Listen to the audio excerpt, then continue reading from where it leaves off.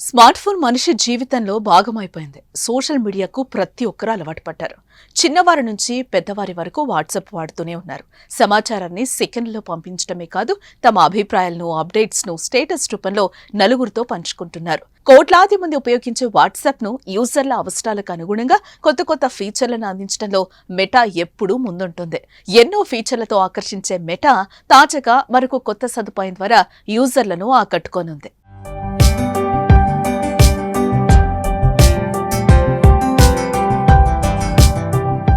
నచ్చిన విషయాన్ని WhatsApp status ద్వారా షేర్ చేసుకుంటాం.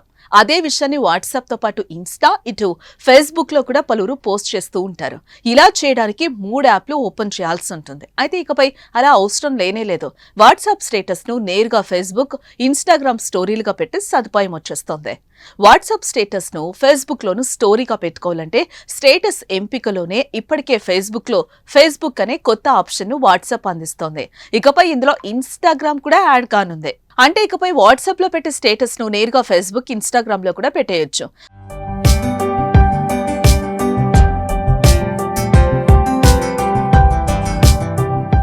ఒకవేళ అవసరం లేదు, కేవలం వాట్సాప్లో మాత్రమే పెట్టాలనుకుంటే మాత్రం ఆ ఆప్షన్స్ డిజేబుల్ చేసుకోవచ్చు.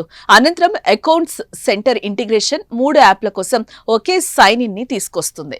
దీనివల్ల యూజర్స్ తక్కువ సమయంలో రీలాగిన్ అయ్యే వెసులుబాటు ఇస్తుంది. ఈ కొత్త ఫీచర్ను ప్రపంచవ్యాప్తంగా త్వరలోనే అందుబాటులోకి తెస్తున్నట్టుగా మెటా చెప్తోంది. దీంతో పాటు అవతార్స్, మెటా ఏఐ స్టిక్కర్స్ ఇలా కొత్త ఫీచర్లు కూడా వాట్సాప్లో అందుబాటులోకి రానున్నాయి. ఈ ఫీచర్ స్టేటస్ ప్రియులకు బాగా నచ్చిన ప్రైవసీపై ఆందోళన వ్యక్తం చేస్తున్నారు.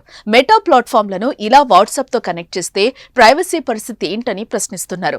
ఈ విషయంపై కూడా వాట్సాప్ క్లారిటీ ఇచ్చింది.